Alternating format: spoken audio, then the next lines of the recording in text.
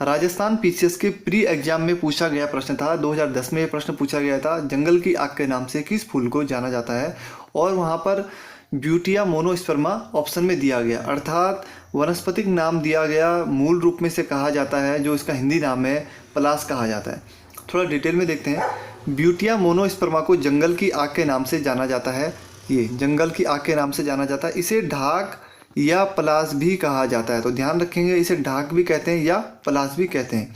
जब ये फूल खिलते हैं तो ऐसा लगता है मानो जंगल में आग सी लग गई हो।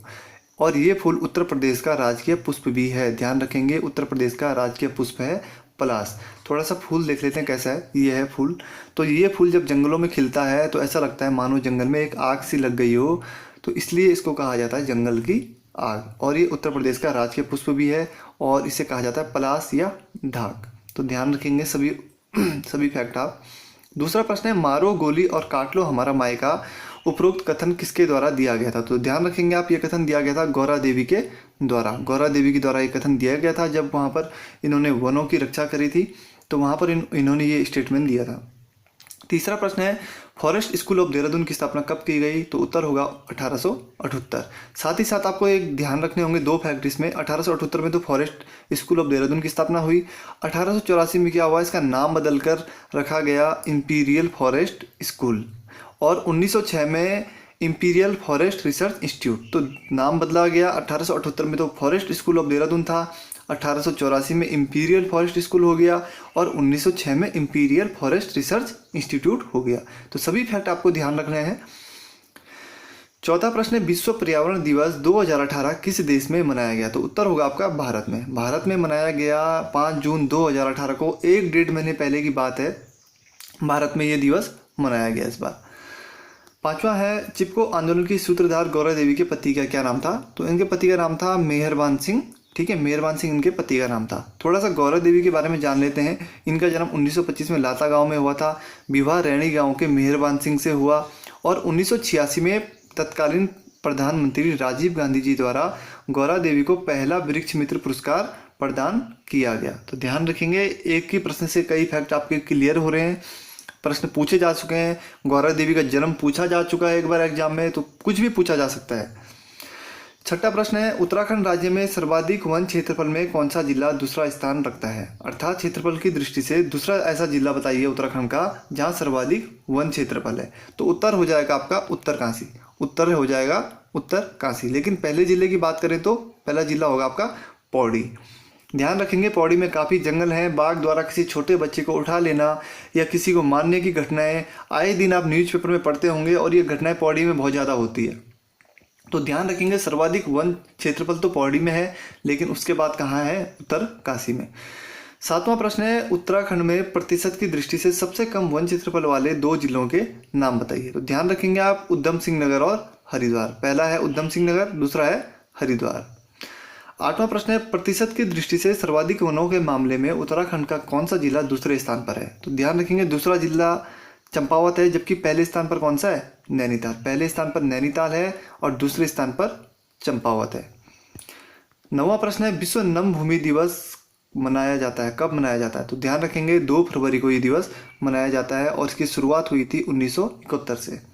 प्रश्न ऐसा भी पूछा जा सकता है कि विश्व आर्द्र भूमि दिवस कब मनाया जाता है या विश्व वेटलैंड्स दिवस कब मनाया जाता है। तीनों एक ही चीज़ है, तीनों एक ही बात है, तो ध्यान रखेंगे आप, इस प्रकार से भी प्रश्न पूछे जा सकते हैं। इस दिवस के साथ साथ आपको ये दिवस भी याद रखने जरूरी हैं। विश्व वन दिवस 21 मार्च, विश्व जल संरक्षण दिवस 22 मार्च, विश्व विरासत दिवस 18 अप्रैल, ओजोन परत संरक्षण दिवस 16 सितंबर, विश्व प्रकृति दिवस 3 अक्टूबर, विश्व पशु कल्याण दिवस 4 अक्टूबर, विश्व पर्यावरण दिवस 5 जून। तो साथ ही साथ आपको ये दिवस भी याद रखने जरूरी है, क्योंकि वन से संबंधित हैं ये या पर्यावरण से संबंधित है, तो ये दिवस भी आपको याद रखने जरूरी है। 10वां प्रश्न है, गौरा देवी का संबंध किस जनजाति से था। तो उत्तर हो जाएगा आपका भोटिया जनजाति से इनका संबंध था। 11वां प्रश्न है, यूएनए द्वारा किस वर्ष को अंतर्राष्ट्रीय वन वर्ष घोषित किया गया। तो ध्यान रखेंगे 2011 को वन वर्ष घोषित किया था यूएनए द्वारा। 12वां प्रश्न है, भारतीय वनस्पति सर्वेक्षण विभाग की स्थापना किस वर्ष हुई और इसका मुख्यालय कहाँ है। तो उत्तर है इसका 1890 में स्थापना हुई और मुख्यालय कहाँ है, कोलकाता में है। 13वां प्रश्न है, तिलाड़ी कांड के समय टिहरी के राजा नरेंद्र शाह कहाँ की यात्रा पर गए थे? तो उत्तर हो जाएगा आपका यूरोप की यात्रा पर गए थे। जब तिलाड़ी कांड हुआ था उस समय नरेंद्र शाह भारत में नहीं थे बल्कि यूरोप की यात्रा पर गए थे। 14वां प्रश्न है, निम्न में से कौन सा राष्ट्रीय उद्यान क्षेत्रफल की दृष्टि से दूसरा सबसे छोटा राष्ट्रीय उद्यान है? तो ध्यान रखेंगे आप, ऑप्शन दिए हैं आपको, देखो एक मिनट, फूलों की घाटी, कार्बेट राष्ट्रीय उद्यान, नंदा देवी या गोविंद। तो दूसरा सबसे छोटा राष्ट्रीय उद्यान बताना आपको। पहला सबसे छोटा राष्ट्रीय उद्यान कौन सा है? पहला तो सबसे छोटा कौन सा है? फूलों की घाटी, ये नंबर 1 पे है सबसे छोटे में। लेकिन दूसरा सबसे छोटा कौन सा है? गोविंद राष्ट्रीय उद्यान। तो ध्यान रखेंगे, पहला सबसे छोटा राष्ट्रीय उद्यान तो फूलों की घाटी है, जबकि दूसरा है गोविंद राष्ट्रीय उद्यान। थोड़ा ट्रिक के माध्यम से देखते हैं कि सबसे बड़ा कौन सा है, उसके बाद कौन सा है, उसके बाद कौन सा है। तो ट्रिक है, गंगा रानी का बेटा गोविंद फूलों की घाटी गया। फूलों की घाटी तो सभी को पता है, छोटा है, सबसे छोटा है। तो इतना भी याद रखेंगे आप कि गंगा रानी का बेटा गोविंद, तो आपको क्रम याद हो जाएगा बड़े से छोटे की तरफ। तो गंगा से याद रखेंगे गंगोत्री राष्ट्रीय उद्यान, रा से हो जाएगा राजाजी, नी से आप नंदा देवी याद रखेंगे, बेटा से कार्बेट लिंक कीजिए, समझ में आ जाएगा।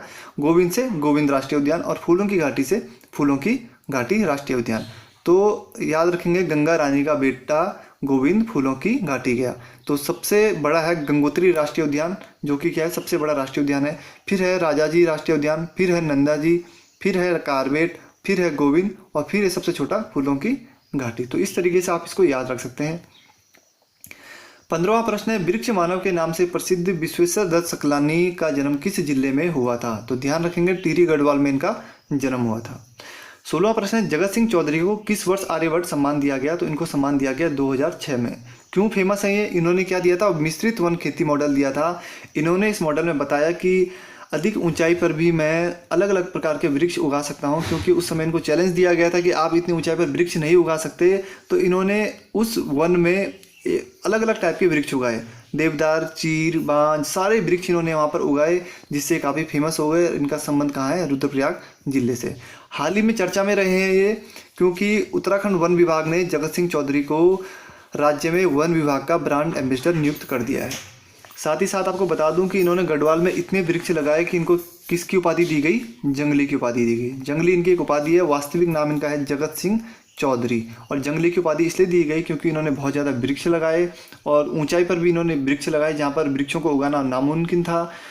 तो वहाँ पर इन्होंने अलग अलग प्रकार के वृक्ष लगाए और यही था इनका मिश्रित वन खेती मॉडल।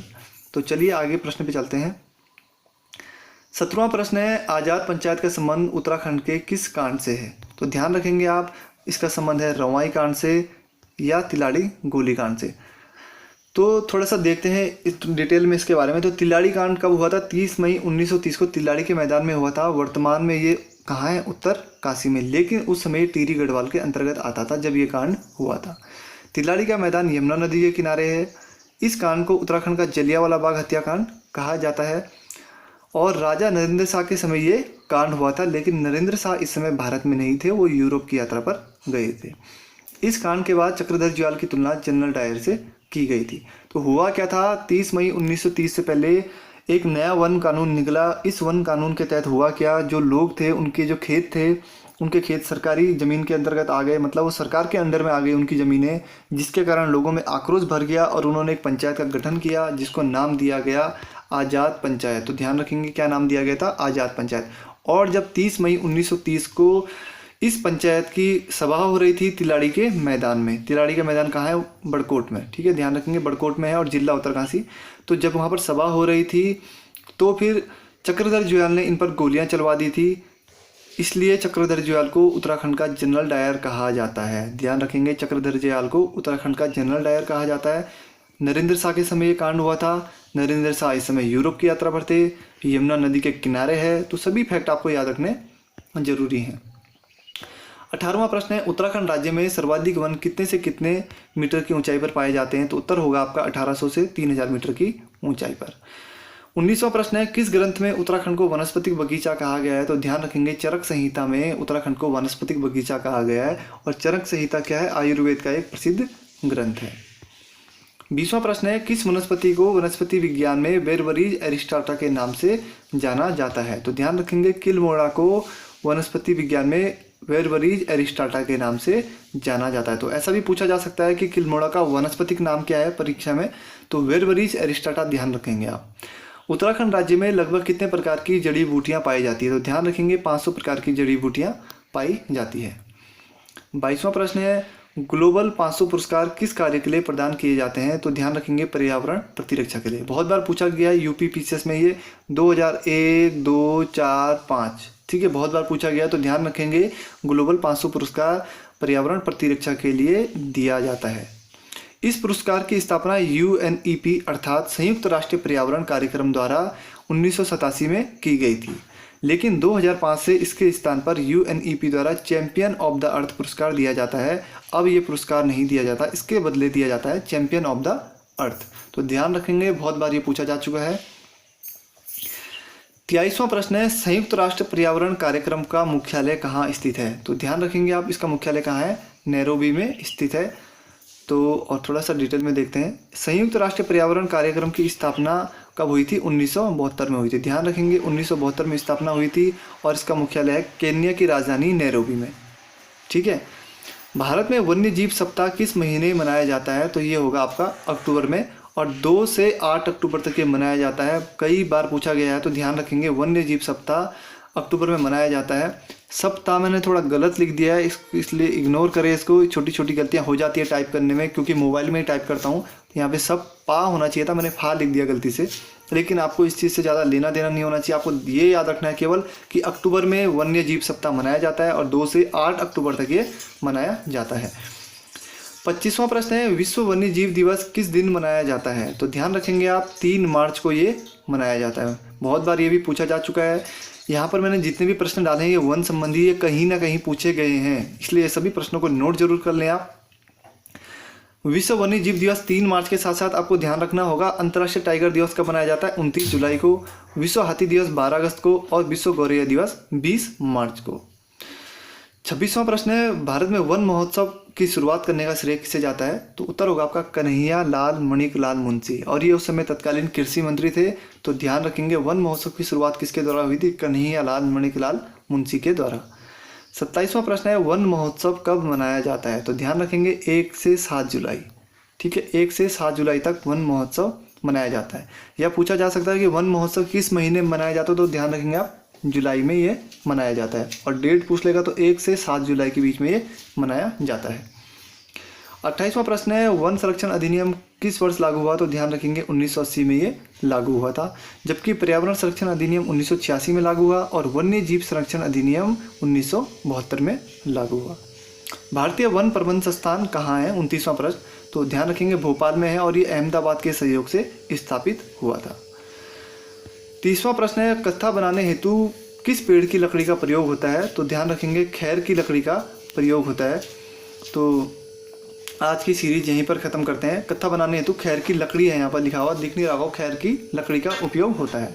तो मिलते हैं जल्दी आपको एक नई टेस्ट सीरीज के साथ। कैसी लगी आपको टेस्ट सीरीज कमेंट बॉक्स में ज़रूर हमें बताएं और अपने सुझाव हमें देते रहें। मैंने प्रश्नों की संख्या भी बढ़ा दी है, जैसा कि आप लोग बोल रहे थे कि प्रश्नों की संख्या बढ़ाई जाए, तो 30 प्रश्न मैंने इस बार डाल दिए हैं और डिटेल में थोड़ा बताने की कोशिश भी की है। तो आप हमें कमेंट बॉक्स में ज़रूर अपने सुझाव बताते रहें ताकि हमारा भी उत्साहवर्धन होता रहे। तो जल्दी मिलते हैं आपको एक नई वीडियो के साथ। धन्यवाद।